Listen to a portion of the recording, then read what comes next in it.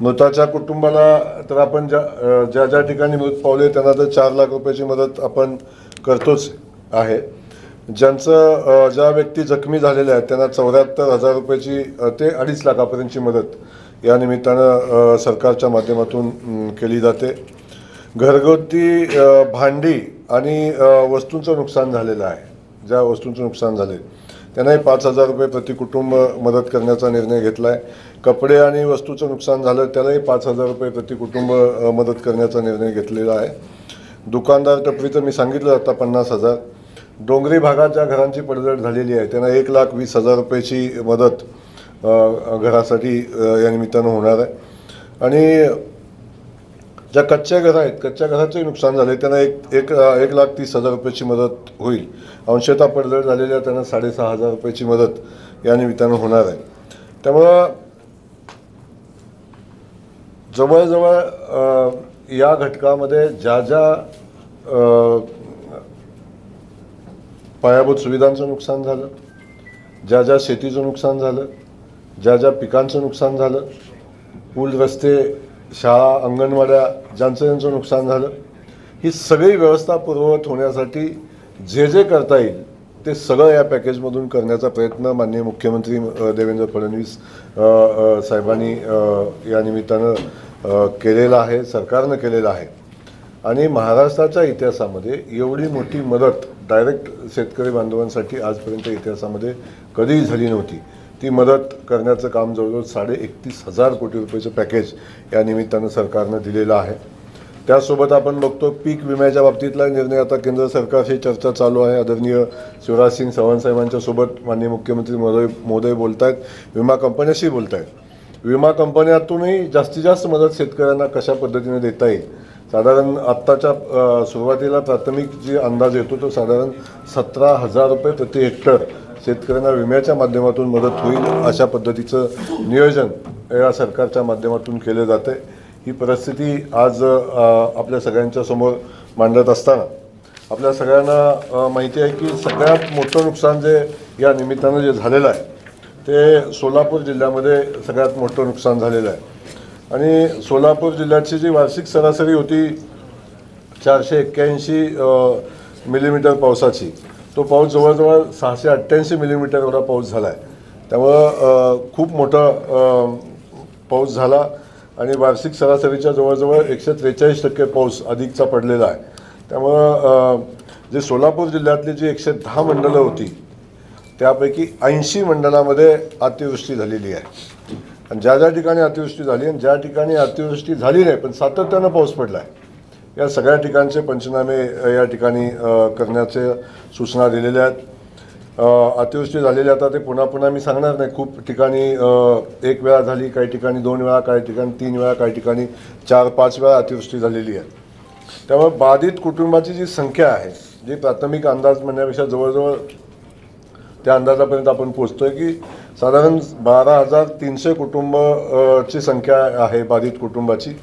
बाधित नागरिकांची संख्या साधारण 45,637 एवढी आहे.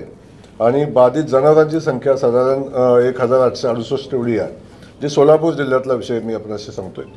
त्यामुळे सोलापूर जिल्हा अतिवृष्टी पूर परिस्थितीमुळे पिकाचं जे नुकसान झाले ते सुरुवातीच्या अंदाजानुसार साधारण बाधित झालेल्या शेतकऱ्यांची संख्या जी आहे ती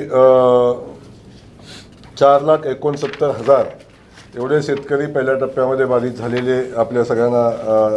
आणि बाधित झालेलं क्षेत्र 4,61,000 हेक्टर एवढं बाधित झालेलं क्षेत्र आपल्या या जिल्ह्यातलं आहे. त्यामुळं आपल्यातलं जे तालुके बाधित झालेले होते तर साधारण माढा, करमाळा, मोहोळ, अक्कलकोट, उत्तर सोलापूर, दक्षिण सोलापूर असे जे विषय आहेत, हे तालुके ती साधारण 93 गावं या सगळ्या परिस्थितीमुळे बाधित झालेली होती. आणि त्यातून बाधित झालेल्या साधारण सगळ्याच शेतकऱ्यांना मदत या निमित्तानं होणार आहे. आणि त्यातून प्रशासनानं आपल्या सगळ्यांना माहिती आहे की खूप चांगलं काम या निमित्तानं प्रशासनानं केलं. साधारण आपण बघितलं असेल की पूर जी परिस्थिती होती त्या परिस्थितीमध्ये जी गावं होती त्या ठिकाणच्या जवळजवळ 5,500 लोकांना पुरातून बाहेर काढण्याचं आणि त्यांचे जीव वाचवण्याचं काम प्रशासनानं केलं. आणि एवढी मोठी संकट असताना सुद्धा, अतिवृष्टी आणि पूर परिस्थिती भयानक असताना सुद्धा पुरामुळं वाहून गेलेले जो शिन्ना नदी आणि त्या परिसरातल्या याच्यामध्ये अशी एकही कॅज्युअल्टी अशी झालेली नव्हती. परंतु बाकी जिल्ह्यामध्ये काही काही ठिकाणी असे मृत्यू झाले. परंतु या मुख्य जो प्रवाह होता याच्यामध्ये सगळ्या लोकांचा जीव वाचवण्यात आपण सगळेजण यशस्वी झालो, याचा मनापासूनचं समाधान या निमित्तानं आहे. त्याचसोबत प्राथमिक टप्प्यामध्ये सोलापूर जिल्ह्यातल्या आपण सगळेजण पाहतो की सगळ्या शेतकऱ्यांना, बाधित शेतकऱ्यांना मदत करण्याचं काम प्रशासनाच्या माध्यमातून झालं. ज्या ठिकाणी रेस्क्यू कॅम्प करण्याची आवश्यकता होती त्या ठिकाणी ते कॅम्पही झाले, त्या ठिकाणी जेवणाची व्यवस्थाही झाली, बाकीची मदतही झाली. अनेक सेवाभावी संस्थांनी आपण बघताय की सगळ्याच गावागावामध्ये जाऊन मदत करण्याचा प्रयत्न केलेला आहे, ती मदत करतायत. त्यासोबत आपल्या सगळ्यांना माहिती आहे की जनावरांच्या चाऱ्याची व्यवस्था प्रशासनाच्या माध्यमातून करण्याचा प्रयत्न आम्ही DPDCच्या माध्यमातून केला. त्यासोबत आम्ही खाजगी काही लोकांनी जनावरांना चारा देऊन पशुधन वाचवण्याचं काम या निमित्तानं केलं.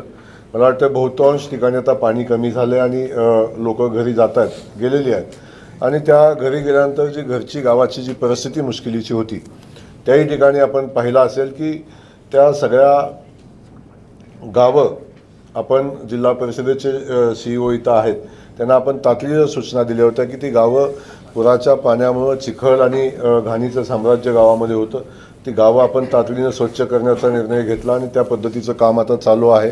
गावं आपण सगळी स्वच्छ करतोय. काही सेवाभावी संस्था, RSS सारख्या काही संघटना ज्या आहेत त्याही त्याच्यामध्ये सक्रियपणे भाग घेत आहेत आणि गावं स्वच्छ करण्याचं काम या ठिकाणी चालू आहे. हे सगळं जनजीवन पूर्ववत व्हावं म्हणून आपण प्रशासकीय पातळीवर सगळे प्रयत्न या निमित्तानं आपण सगळेजण प्रशासन करताना आपण बघतोय. त्यामुळं पहिल्या टप्प्यातली 10,000ची बाधित कुटुंबांना झालेली मदत आहे ती शेतकऱ्यांच्या खात्यावर जवळजवळ पोचलेली आहे.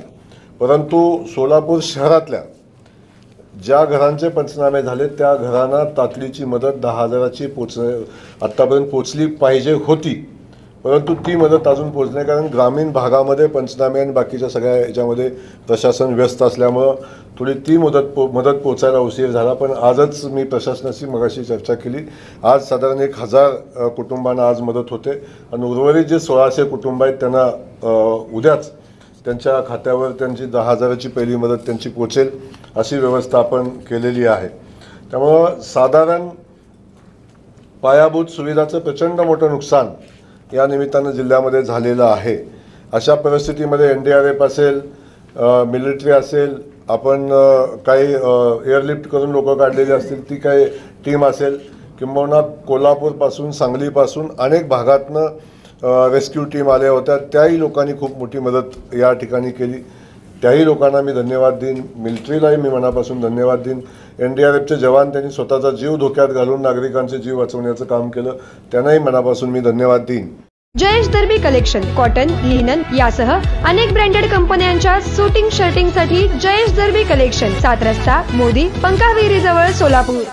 छोटे फंक्शन के लिए Mayur classic AC banquet hall मिलेगा सिर्फ 10,000 रुपयों में। Mayur classic AC banquet hall, जुड़े Solapur. Management by spice and ice events.